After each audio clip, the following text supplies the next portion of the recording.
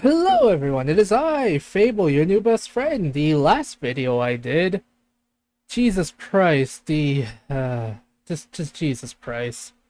Anyway, let's kind of watch something a bit more on the lighter note. We're gonna react to the Constructicons, or as their name is, as their name are also called, Devastator. Thank you so much, Joshua Matthias. Please, hopefully I pronounced your name right for this video. And yes, the Justice Division was incredibly fucking dark. But it's my fault because I knew what I was going in. And I still did it anyway. Let's go. When Megatron has a new weapon of war that he needs built, or a powerful enemy he needs torn down, there's one team he calls on who can do both. These are the basics on the Constructicons. The toys that would become the Constructicons were first released in 1983 as part of the Japanese toy line Diaclone. Collectively known as the Construction Robo, the team was made up of 6 figures that each transformed from robot to construction vehicle, and which combined together to form a giant robot. The Construction Robo were imported by Hasbro to become part of the second year of the Transformers toy line in 1985, and given a new unified green and purple color scheme to become the Constructicons, the first combiner team in the franchise. Oh yeah. This group of Decepticon master builders consisted of Bulldozer Bone Crusher, a violent demolitions expert, Surgical Engineer Hook, a snobbish perfectionist truck crane, I like his name is just Hook. Long Haul, a dump truck who'd rather be fighting than transporting stuff, Concrete Mixer Mixmaster, a cackling chemist responsible for fabricating building materials, Mining and Salvage Operative Scavenger, an excavator desperate to prove his worth, and Payloader Scrapper, the team's leader, an architect and artist who loved to create using the bodies of his fallen enemies. Jesus Together, Christ. they formed Devastator, a primitive-minded robot capable of great destruction. The Constructicons' role in the original Transformers animated series was infamously tied up in one of the show's most notable continuity errors. In Oh? the debut episode in the first season, it was said that the team had been built on Earth by the Decepticons. In the second season, however, it was instead stated that they had existed back on Cybertron, where they had been good robots and friends with the giant Autobot Omega Supreme, before Ooh, Megatron Omega reprogrammed them Supreme. for evil and gave them the power to combine. But then, a flashback in the third season showed the Constructicons present at Megatron's creation, implying that they had built him. But multiple Yeah, okay, that is all over the place, Jesus. stories or not, the Constructicons enjoyed a large number of spotlight episodes in the series, responsible for building numerous Decepticon structures and weapons.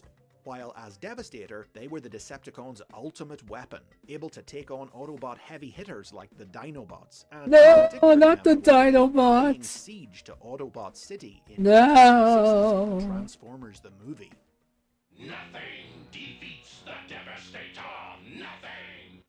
The Constructicons were the only Decepticons to appear in all 4 seasons of the show, as well as Japanese media like the sequel series The Headmasters and the direct-to-video specials Scramble City and Transformers Zone. Oh. In the Marvel comic book, the Constructicons were built on Earth by Shockwave for the purpose of constructing a huge communications array to re-establish contact with Cybertron. The team appeared only intermittently in the series, and curiously, Scrapper wasn't portrayed as their leader, with different stories variously depicting Scavenger, Bone Crusher, and Mixmaster in command. Oh. Constructicons toys were discontinued in 1987, which resulted in them being phased out of the comic. But a non-transforming Action Master figure of Devastator was later released in 1990, inspiring a one-shot story in the UK version of the comic, where the Constructicons lost the ability to combine and attempted to recreate Devastator as an independent robot of his own, only to be foiled by Ironhide. Ironhide. Constructicon toys were re-released in Europe and Australasia in... I'm not gonna lie, the purple and yellow is kind of a nice color as well, but I don't know, guys, what do you think? Like, let me know if you like Devastator, if you like the Constructicons in the purple and green or the purple and yellow. 1992, Personally, I kind of with a like the new purple and yellow. I don't know color why. scheme, but the accessories required to combine them weren't included. Just What? a year later, though, in 1993, they were re-released again, this time complete with all parts, in the new Transformers Generation 2 toy line, in both yellow and orange color schemes. Interesting. As the first combiners in the Transformers franchise, the Constructicons have always been memorable bots, and the concept of a team of Decepticon construction vehicles is one that's been revisited and reimagined in numerous very different ways by new Transformers series in the 21st century.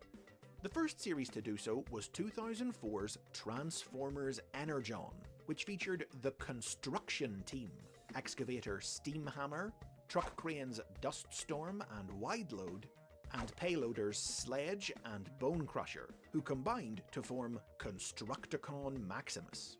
As seen in the Energon cartoon, these 5 weren't independent individuals, but were all controlled by Constructicon Maximus's singular intelligence. Oh, Constructicon Maximus was one of 4 combiners sealed into stasis in the ancient past to guard a subterranean reservoir of Super Energon. Awakened by Megatron in the present day, he and Bruticus Maximus chose to side with the Decepticon leader, but were eventually destroyed by fellow Guardian Superion Maximus for their betrayal. that's probably for the best. Introduced in 2008, the Constructicons of Transformers Animated were created when ordinary construction vehicles were brought to life by shards of the mystical Allspark. The first to come online were Mixmaster and Scrapper, a pair of coarse blue-collar working bots who preferred guzzling oil to fighting. Though Nice. they initially befriended the Autobot Bulkhead, the promise of high-grade oil soon lured the pair to the Decepticon No. side to help complete construction of a space team, their Why? paint job switching from yellow and grey to classic Constructicon colours in the process. Abandoned by the Decepticons after their work was done, the pair then fell under the command of a newly created third Constructicon, diminutive mobster Dirt Boss, a forklift with a Napoleon complex, Dirt ball. I love him. and the ability to control the motor functions of other Transformers. Dirt Boss sought to form his own I love his criminal name, Dirt empire Boss. by taking control of Detroit's oil supply, but his scheme ended explosively when an oil tank blew up in the trio's faces. Scrapper was blown to Dinobot Island, where he befriended the Dinobot Snarl.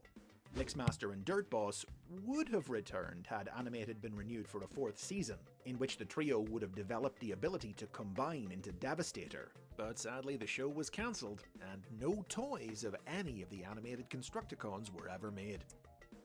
That's kind of a shame because I like Mixmaster. Is that Mixmaster? I don't remember. The guy on the right. He's really cool. I like his beard. It's nice. The live-action movie version of the Constructicons, introduced in 2009's Revenge of the Fallen, were a legion of mass-produced robots who shared a variety of different body types and alternate modes between them. Explained by Ancillary Media to have originally been created by the Allspark to serve the dynasty of Primes, only to be turned to evil by the treacherous Prime, the Fallen, their ranks included Megatronus? reimagined versions of the original Constructicons, and brand new characters with inhuman robot modes, like the huge but dim-witted mining excavator Demolisher, rage-filled bulldozer Rampage, truss crane Hightower, articulated hauler Overload, and various others. Overload. Any group of compatible Constructicons could combine to form Devastator, a bestial bot equipped with a vortex grinder in his mouth that sucked in and destroyed his enemies. The film itself showed 9 of them merging into the monster, who almost tore down the Great Pyramid of Giza before being stopped by a railgun fired by the US Navy. Multiple different toys of both select individual Constructicons and Devastator himself have been released in the various movie tie-in toy lines, with different figures depicting the Combiner as being formed from 6, 7, or most recently in the Studio Series toy line, 8 components. Jesus. Now, these are just some of the most notable reinventions of the Constructicons from throughout the years. There have been a plethora of other versions of the team and its members featured in other series, and their iconic green and purple paint job is one of the most recognizable color schemes in Transformers history. The Oh, original yeah. Constructicons themselves, meanwhile, continue to regularly feature in new Generation 1 themed media. Their ranks have been added to with new. Yeah, the funny thing is, they're actually part of the current Skybound comic. You guys should check that out.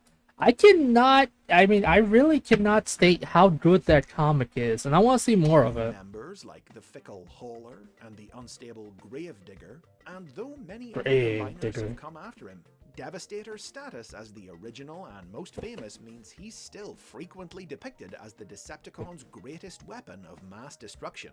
From Dreamwave Productions and IDW Publishing's comic books to the Transformers Devastation video game, his appearance on the battlefield, towering over rooftops like a giant Cybertronian kaiju, is an immediate signifier that a Decepticon offensive has escalated to a terrifying new level.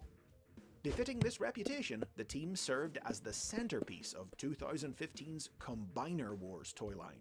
New toys of all 6 Constructicons were released in a boxed set, able to merge into a huge 18-inch tall Devastator. 18-inch? All the other Combiners released in the line. That's a foot in. Let's see. That's a foot in 6 inches. Holy crap! But there's still room for new and unusual takes on the original team as well, as perhaps best exemplified by IDW's comics.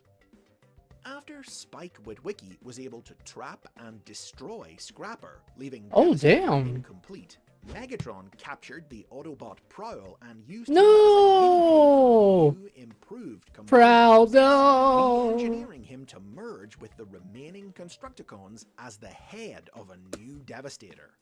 Prowl was later freed from Megatron's control, but the Constructicons found that they had quite liked merging with the Autobot's cold, logical mind, and so decided to leave the Decepticons and follow him instead.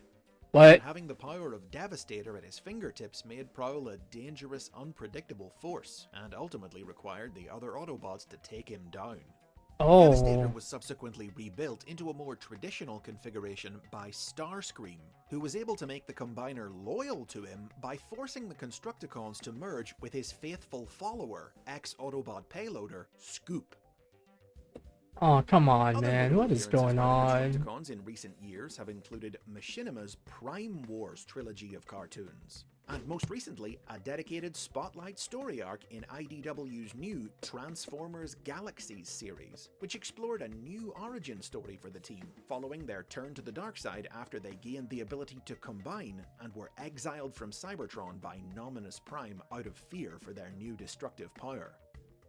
And there'll no doubt be many more stories in the years to come, as the Constructicons remain a standout fan-favourite team, famous as both Cybertron's foremost builders and creators, and its greatest force of destruction. Oh, yeah.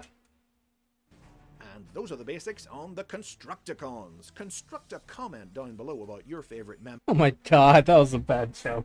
Anyway, thank you guys for coming. Hope you all enjoyed. The Constructicons are really cool, and Devastator is a cool character as well.